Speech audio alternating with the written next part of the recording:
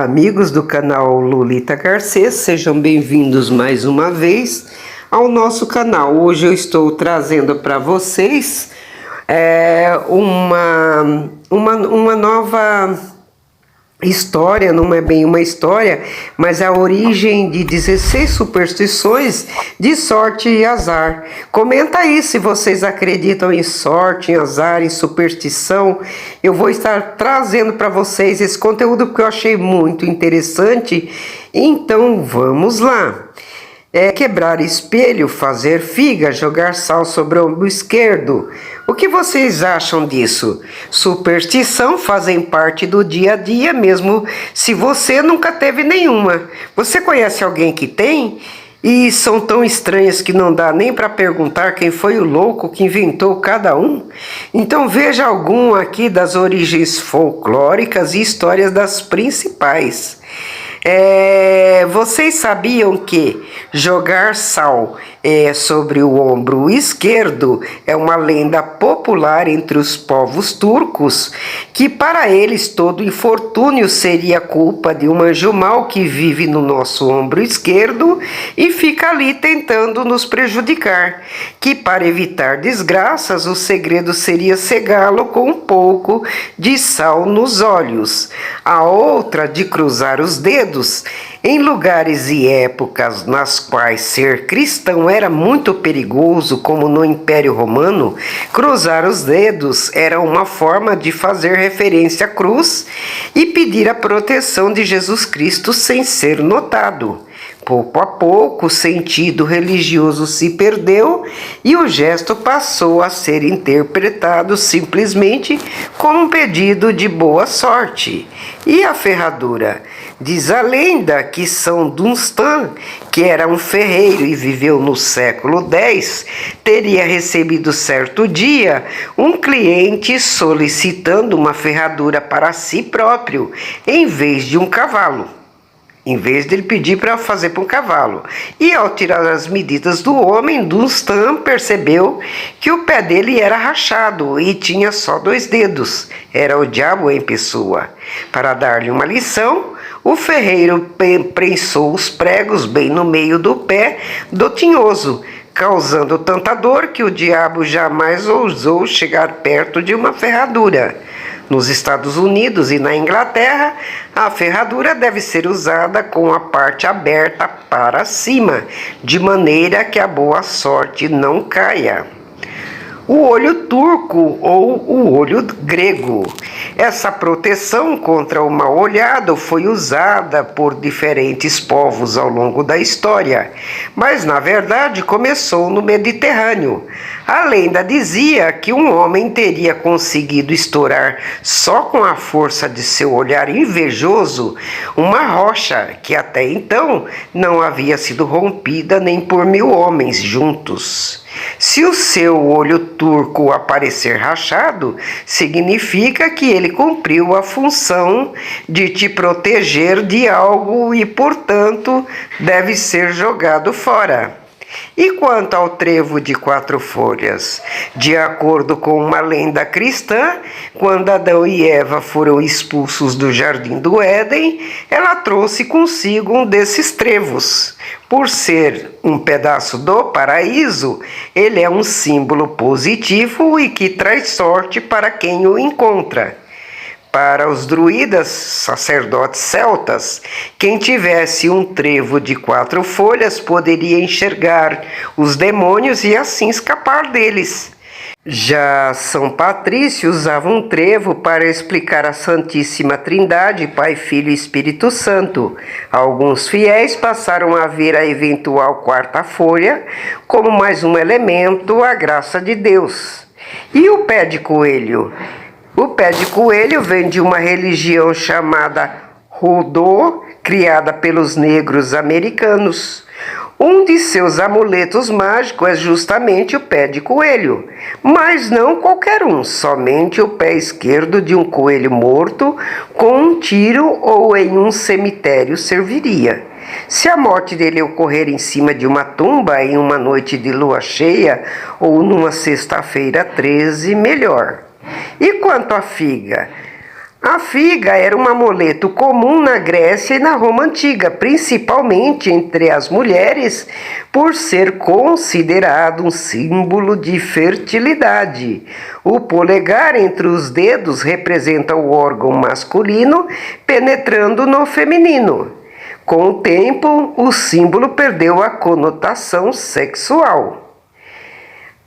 Agora vejam bem a superstição de azar, de derrubar o sal, por exemplo. Antes da existência das geladeiras, a única maneira de preservar os alimentos perecíveis era colocando sal. Porém, a falta de tecnologia tornava a extração dos grãos muito cara e desperdiçá-los significava um prejuízo na certa. Para aumentar o cuidado das pessoas, passou-se a dizer que derrubar sal dava azar. O mito se reforçou graças ao pintor Leonardo da Vinci, que retratou um saleiro caído em frente a Judas no quadro A Última Ceia. E passar sobre a escada? Esteja apoiada em uma janela ou aberta, a escada acaba formando um triângulo, um dos símbolos da Santíssima Trindade. Passar pelo centro dele, então, representaria uma ameaça ao equilíbrio entre o Pai, o Filho e o Espírito Santo e, consequentemente, um pecado. Por isso virou sinônimo de má sorte. Não é apenas a Igreja Católica que dá uma interpretação peculiar ao triângulo. Os símbolos egípcios diziam que ele é o símbolo da vida. E deixar o chinelo virado causa a morte da mãe? Olha só, essa história está relacionada à moda dos chinelos no Brasil nos anos 60. Como muitas casas ainda não tinham acabamento no chão, os calçados ficavam mais sujos se estivessem com a sola para cima.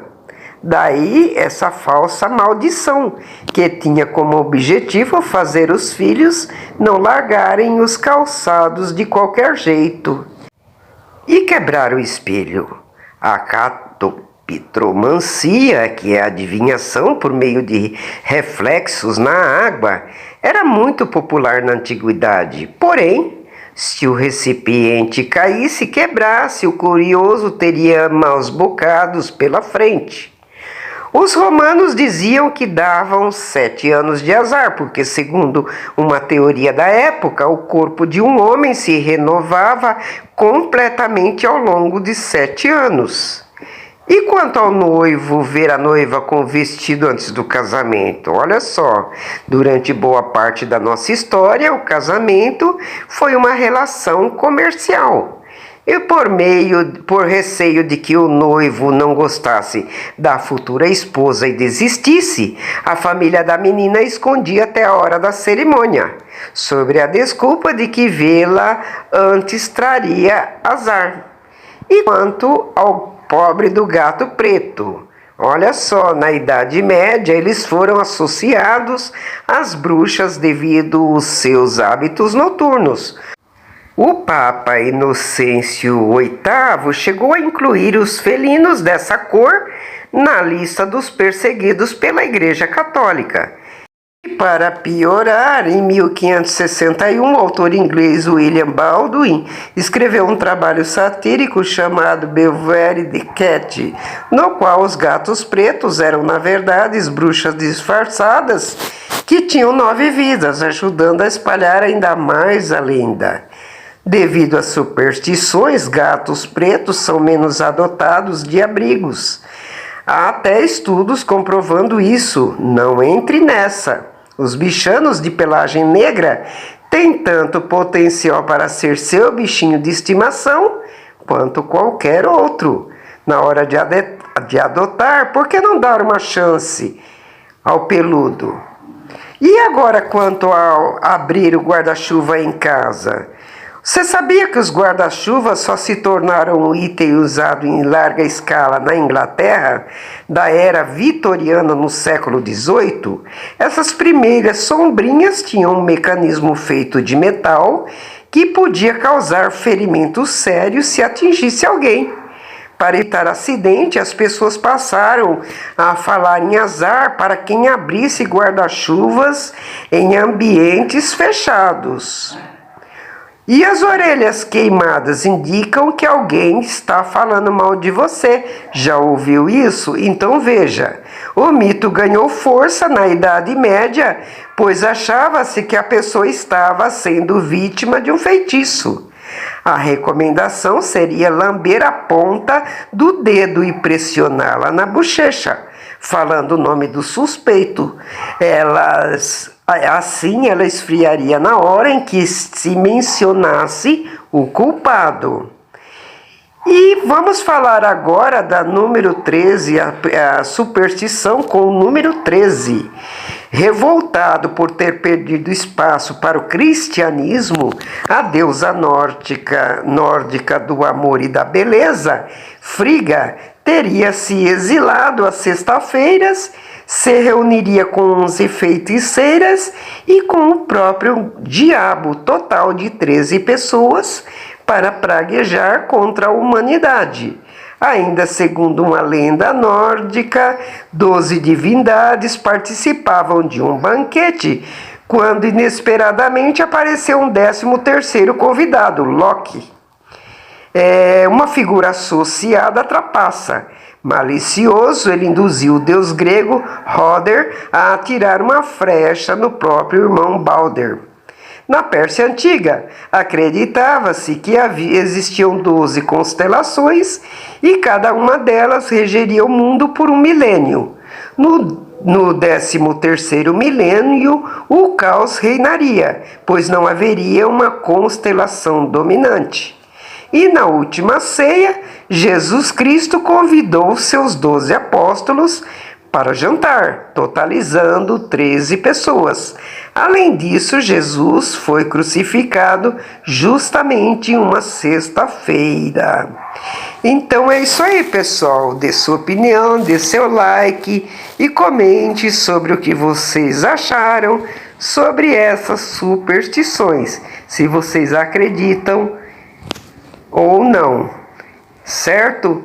E deixe seu comentário aí, se vocês querem mais assuntos como esses. Então, um grande abraço a todos e até a próxima.